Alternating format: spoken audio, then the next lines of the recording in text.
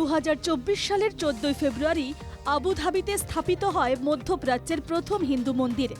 27 acre জমিতে তৈরি এই মন্দিরে ব্যবহার হয়েছে রাজস্থানের গোলাপি স্ট্যান্ডস্টোন এবং ইতালির মার্বেল।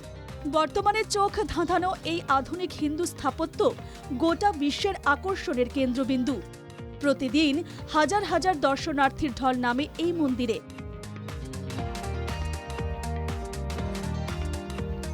তবে এই মন্দির সচক্ষে প্রত্যক্ষ করতে আপনাকে আবুধাবি যেতে হবে না। এবারের পুজোয় কাছাড়ের উধারবন্দে দেখতে পাবেন আবুধাবির হিন্দু মন্দির।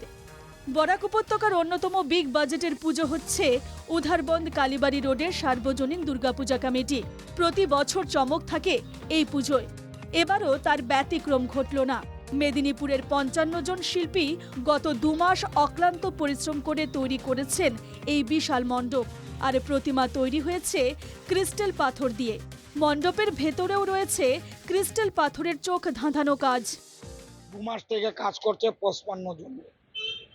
তারা মেদিনীপুর থেকে এসেছে, কলকাতা মেদিনীপুর। প্রতিমায় কি থাকছে আকর্ষণ? প্রতিমায় ক্রিস্টাল পাথর দিয়ে প্রতিমা হয়েছে। এটার ত্রিনয়নী চোখটা লড়বে, মানুষকে আশীর্বাদ দেওয়ার জন্য লড়বে, এই আকর্ষণ। উধারবন্দ কালীবাড়ি রোডের সার্বজনীন দুর্গাপূজা কমিটির পুজো দেখতে প্রতি বছর লক্ষ লক্ষ মানুষের সমাগম ঘটে। এবার প্রায় 15 লক্ষ মানুষের সমাগম ঘটবে বলে আশাবাদী পুজো কমিটির সদস্যরা। আমাদের প্যান্ডেলটা হয়েছে আবুধাবিদের হিন্দু মন্দিরের আদলে।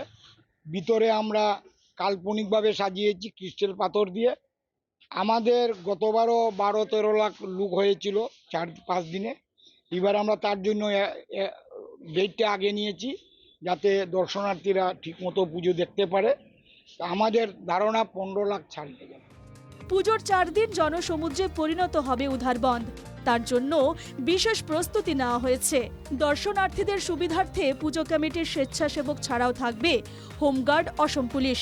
থাকবে পুরুষ ও মহিলা দর্শনার্থীদের জন্য পৃথক পৃথক লাইন।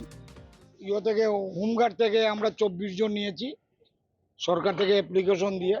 আমাদের এইখান থেকে বিশাল ক্রস করে এই পাশ দিয়ে লোক ঢুকবে, বিশালের নিচে দিয়ে ঘুরে ঘুরে এসে প্যান্ডেলে ঢুকবে। সিস্টেম মহিলা পুরুষ আলাদা আলাদা লাইন আছে। এটাই আমার একটা ভিআইপি লাইন হবে এইদিকে। তাদেরকে আমরা বৃদ্ধ, বিকলাঙ্গ, তাদেরকে আমরা চিঠি দিয়ে নিমন্ত্রণ করি। ওরা, এরপরে সাংবাদিক ভাই, পুলিশ প্রশাসন, ওনারা এইদিকে প্রবেশ করার জন্য আমরা লাইন করি। তার উপরে যদি কেউ এই লাইনে প্রবেশ করতে চায়, আমাদের একটা ডোনেশন দিতে হয়। আবুধাবির হিন্দু মন্দিরের রং গেরুয়া, তবে উধারবন্দে যে মণ্ডপ তৈরি হয়েছে সেটির রং সাদা। মণ্ডপ থেকেও আকর্ষণীয় হয়েছে ভেতরের কারুকার্য। মণ্ডপের ভেতরে মা দুর্গার প্রতিমা ছাড়াও থাকছে বহু দেবদেবীর প্রতিমা। রয়েছে চোখ ধাঁধানো আলোর রোশনাই।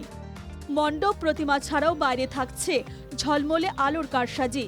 এক কথায় এবারও বরাক উপত্যকায় বাজিমাত করতে চলেছে উধারবন্দ কালীবাড়ি রোডের সার্বজনীন দুর্গাপূজা কমিটি। উধারবন্দ থেকে আহাদুল আহমেদের রিপোর্ট, NKTV বাংলা।